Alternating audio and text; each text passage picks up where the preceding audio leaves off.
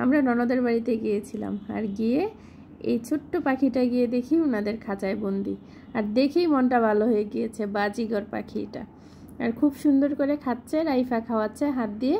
আর এত আদর বুঝে পাখিটা, ডাকলেই কাছে আসে, তারপরে আবার গালে গাল লাগিয়ে একদম আদর করে দেয়। এই পাখিটা নাকি ঝড় বৃষ্টিতে উঠানে পড়েছিল, আর সেখান থেকেই ওরা ধরে নিয়ে আসছে, আর খুব সুন্দরভাবে পুষ মেনেছে পাখিটা। ঝড় বৃষ্টিতে আসলে সবচেয়ে বেশি কষ্ট পশু পাখিরই হয়, আর এটা হচ্ছে তারই একটা প্রমাণ। পাখিটা কোথার থেকে এসে এখানে জ্বরে পড়েছিল, তো হয়তো অল্প একটুর জন্য পাখিটা বেঁচে গিয়েছে, আর এখন খুব আদর যত্নেতে বড় হচ্ছে।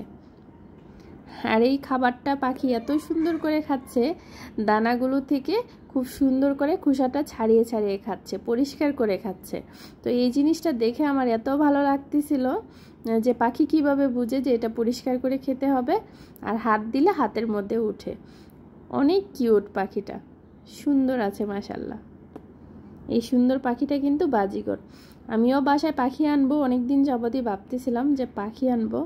রায়ান রাইফা তো অনেক বেশি এক্সাইটেড যে ওরা পাখি আনবেই, অনেক বেশি খুশি যে বাসায় পাখি আনবে। তো পাখির সেবা যত্ন কীভাবে করতে হয়, যদি আপনারা কেউ পাখি পালন করেন তাহলে কিন্তু আমাকে কমেন্ট করে জানিয়ে দিতে পারেন। আমি কিন্তু কোনো পাখিই চিনি না, তবে শুনেছি কিছু কিছু পাখি নাকি খুব ভালো পুষ মানে। আর সেই পাখির নাম যদি আপনারা জানেন তাহলে কিন্তু আমাকে জানিয়ে দিতে পারেন। ঝড়ের দিনে খুব সুন্দর একটা অমূল্য রতন পেয়ে গেল, দারুণ না ব্যাপারটা?